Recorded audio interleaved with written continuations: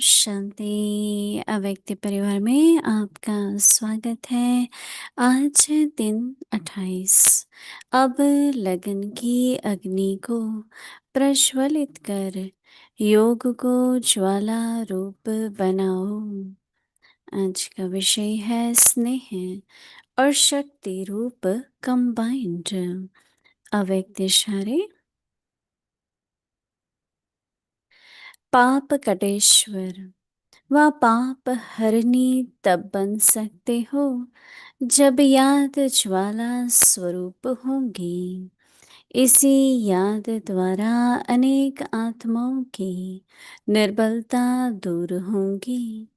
इसके लिए हर सेकंड, हर श्वास बाप और आप कंबाइंड होकर रहो। कोई भी समय साधारण याद न हो। स्नेह और शक्ति दोनों रूप कंबाइंड हो। अभी हम मोहिनी दीदी से सुनेंगे।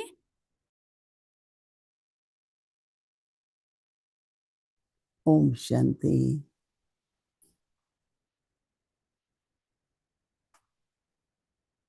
आजकल नवरात्रि चल रही है और रोज हम एक देवी, हर देवी को शक्ति भी कहते हैं, और देवी है तो जरूर स्नेह भी होगा।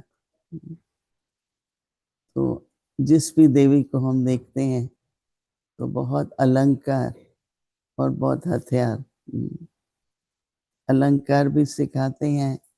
तो कई बार त्रिशूल, तलवार, इस तरह के कुछ वेपन्स भी दिखाते हैं। तो इससे लगता है कि वो स्नेह की तो मूर्त है ही, परंतु जब भी कोई भी आश्रित संस्कार, आश्रित स्वभाव वाला सामने आता है तो उनके पास ये शक्ति भी है कि वो उसको उनका समाप्ति कहें, संगार कहें, कर पाती हैं। तो हर एक अपने में जो भी देवी है, बाबा कहता है कि वो इमर्ज करो, वो रूप लाओ। कल हमने देखा सरस्वती देवी, सरस्वती, तो कितना दिखाया कि उसमें समेटने की शक्ति है। हर एक में अलग अलग तरह की शक्ति है, इसलिए उनको शक्ति भी कहते हैं ना। तो ये एक एग्जाम्पल है हम सबके सामने कि जितना ही स्नेह हो, उतना अगर आत्मिक स्नेह है तो उसमें शक्ति है। उसमें थोड़ा भी देहभान है, थोड़ा भी मोह है, तो शक्ति नहीं होगी। तो आत्मिक स्नेह, आत्मिक का, जिसको रूहानी स्नेह कहें, आत्मिक स्नेह कहें, उसमें शक्ति होती है। बाबा के जब बनते हैं तो आत्मिक स्नेह होता है। तो आत्मिक स्नेह में शक्ति है। कभी भी आप समझो कि किसी भी स्नेह में अगर दुख होता है तो इसका मतलब कि देहभान है, क्योंकि आत्मिक स्नेह में दुख हो नहीं सकता है। हमारे ब्रह्मा बाबा ने कभी भी किसी भी बात में दुख नहीं किया, दिया भी नहीं और अपने लिए भी नहीं लिया। तो इसलिए हम सभी को जब भी ऐसा लगे कि मुझे दुख हुआ किसी बात का, तो देहभान है। चाहे वो मोह है, चाहे अभिमान है, चाहे सम्मान की कमी है, तो इसलिए स्नेह स्वरूप बनो। आत्मिक विश्वास हो, आत्मिक सम्मान हो। तो सम्मान वाला जो है वो कभी भी किसी बात में अपमानित नहीं फील करता अपने को। वो सदा अपने सम्मान में रहता है और आत्मिक विश्वास भी रहता है। तो इसलिए ये बहुत अच्छा कॉम्बिनेशन कहो, स्वरूप में लाना है। क्या जो बाबा कह रहे हैं कि स्नेह और शक्ति रूप कंबाइंड हो। जब भी सुनते हैं थोड़ा अपने को चेक भी करना चाहिए, क्या मेरे पास ये कंबाइंड रूप है। शक्ति होती है तो थोड़ी अथॉरिटी यूज करते हैं, और स्नेह होता है और रूहानी स्नेह है तो शक्ति है। कोई भी परिस्थिति आए, कोई भी बात होती है, जैसे कुछ भी नहीं है। आज सवेरे बाबा जब मुरली रिवाइज हो रही थी, तो बाबा कहता था उड़ती कला का जिनको अनुभव है। तो उड़ती कला में क्या होता है, बड़ी बात छोटी लगती है। आप ऊपर प्लेन से बड़ा मकान देखते हैं तो माचिस की डिबिया लगती है, ऊपर से देखेंगे बहुत छोटी लगेगी, सामने से देखेंगे तो बड़ी लगती है। तो इसलिए ऊपर की स्थिति उड़ना, और दूसरा एक सेकंड में वो दृश्य बदलता है। जब उड़ रहा होता है प्लेन तो वही दृश्य आप नहीं देखते, 1 मिनट के अंदर कितना आगे बढ़ जाते हैं ना।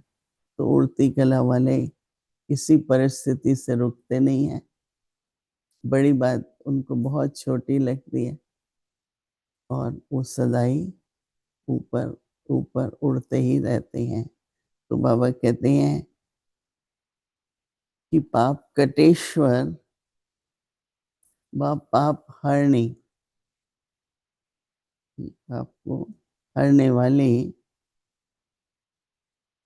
तब बन सकते हो जब याद ज्वाला स्वरूप होगी। लगन की ज्वाला, प्रेम की ज्वाला, किसी भी प्रकार से बाबा कहते हैं जब याद ज्वाला स्वरूप होगी, इसी याद के द्वारा अनेक आत्माओं की निर्बलता दूर होगी।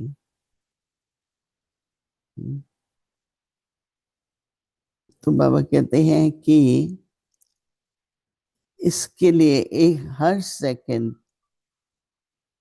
पहले बाबा मिनट कहते थे, कहते हैं बाबा हर सेकंड। हाँ, 1 मिनट में कितने सेकंड होते हैं? हर सेकंड, हर श्वास बाप और आप कंबाइंड होकर रहो। कोई भी समय साधारण याद न रहे, स्नेह और शक्ति दोनों रूप कंबाइंड हो। कोई भी समय याद साधारण ना हो, जैसे ज्वाला है जगी रहे। वो निरंतर कोशिश करनी चाहिए किसी न किसी रूप से बाबा को याद करें।